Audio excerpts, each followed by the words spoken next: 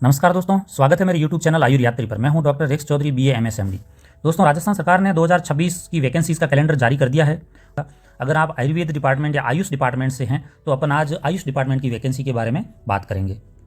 राजस्थान सरकार ने अभी तक जारी कैलेंडर के अनुसार आप देख पा रहे हैं कि सीरियल नंबर 12 के ऊपर जो लिखा गया है आयुष मिशन के विभिन्न पद, और उसकी संख्या है 1548 और परीक्षा माह है वो फरवरी। लेकिन अभी तक इसके बारे में कोई जानकारी सामने नहीं आई है कि क्या पद रहेंगे, क्या संख्या रहेगी, क्या इसकी जो क्वालिफिकेशन रहेगी। तो सारे जो आयुष ग्रेजुएट्स हैं, कंपाउंडर्स हैं, प्रोफेशनल हैं, वो सारे एक इस दुविधा में हैं कि अगर फरवरी माह में ही एग्ज़ाम होना है तो अभी तक बताया क्यों नहीं गया है।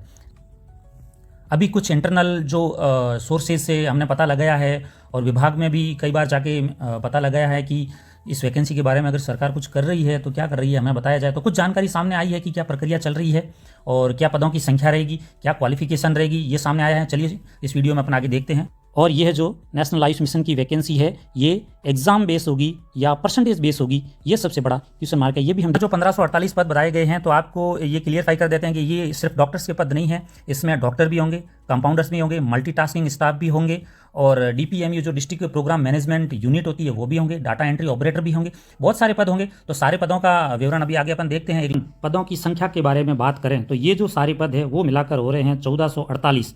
तो जो राज्य सरकार ने घोषणा की थी 1548 समथिंग, इतने तो ये पद नहीं हो रहे हैं। तो हो सकता है कि 100 पद जो होते हैं वो कहीं और प्लस माइनस हो रहे होंगे। अब आगे अपन देखते हैं कि इन पदों पर क्या क्या योग्यताधारियों को लेने का प्रावधान रह सकता है। सबसे पहले यह देखते हैं कि नेशनल आयुष मिशन के तहत जो डॉक्टर के 546 पद है उनकी क्या योग्यता रहने की संभावना है।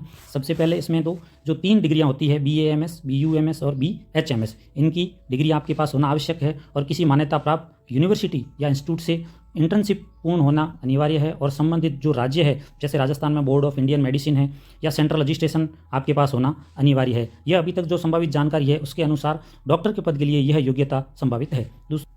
अब हम जो कंपाउंडर के 546 पद है जो इस भर्ती के अंदर, उनमें क्या योग्यता रहेगी, उसकी जो संभावित क्वालिफिकेशन है उसके बारे में देखते हैं। सबसे पहले आपके पास DANP होना चाहिए और BSc नर्सिंग इन आयुर्वेदा ये होना चाहिए, और राजस्थान आयुर्वेद नर्सिंग काउंसिल है उसके अंदर आपका रजिस्ट्रेशन अनिवार्य रूप से होना चाहिए। प्रोफेशनल या योग प्रोफेशनल के जो 322 पद हैं उसके बारे में देखते हैं कि क्या योग्यता रहने की संभावना है। सबसे पहले आपको बताते हैं कि BNYS bachelor of naturopathy and यौगिक साइंस की डिग्री आपके पास होनी चाहिए। सबसे पहले वरीयता BNYS को ही मिलेगी। उसके बाद आपके पास MA या MSc की डिग्री होनी चाहिए, वो भी योग में, और फिर PG कोई डिप्लोमा होना चाहिए वो भी योग में, और क्वालिटी काउंसिल ऑफ इंडिया से सर्टिफिकेशन अनिवार्य रूप से होना चाहिए। यह योग्यता रहने की संभावना है। महत्वपूर्ण पद है जो कि इसमें 17 पद है।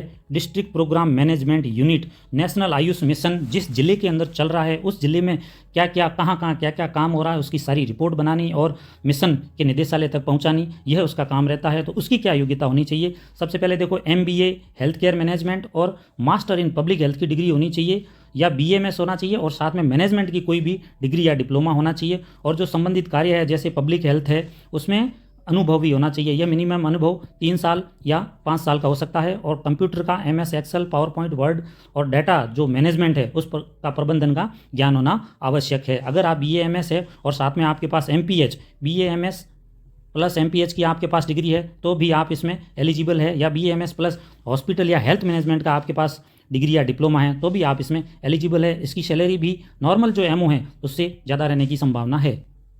उसके बाद हम देखते हैं जो 17 पोस्ट है डाटा एंट्री ऑपरेटर, उसकी क्या योग्यता रहने की संभावना है। 10+2 इंटरमीडिएट होना चाहिए, ग्रेजुएशन होना चाहिए, और राजस्थान सरकार से जो मान्यता प्राप्त कोई संस्थान है उससे कंप्यूटर में डिप्लोमा या सर्टिफिकेट होना चाहिए, जैसे RSCIT, PGDCA ऐसा सर्टिफिकेट होना चाहिए। और टाइपिंग हिंदी और इंग्लिश में स्पीड से होनी चाहिए और कंप्यूटर का सारा ज्ञान होना चाहिए। यह डाटा एंट्री ऑपरेटर की क्वालिफिकेशन रहेगी। उम्मीद है दोस्तों आपको ये जानकारी सफिशिएंट लगी होगी। अभी जैसे ही इस वैकेंसी का नोटिफिकेशन आ जाएगा तो हम विस्तृत नोटिफिकेशन, सारे रूल्स रेगुलेशन आदि के साथ उपस्थित होंगे। तब तक बने रहिए हमारे साथ। और आयु से संबंधित किसी भी प्रकार की न्यूज़ और किसी भी प्रकार की वैकेंसी से संबंधित वीडियो पाने के लिए हमारे चैनल को सब्सक्राइब जरूर करें, हमें सपोर्ट जरूर करें। धन्यवाद।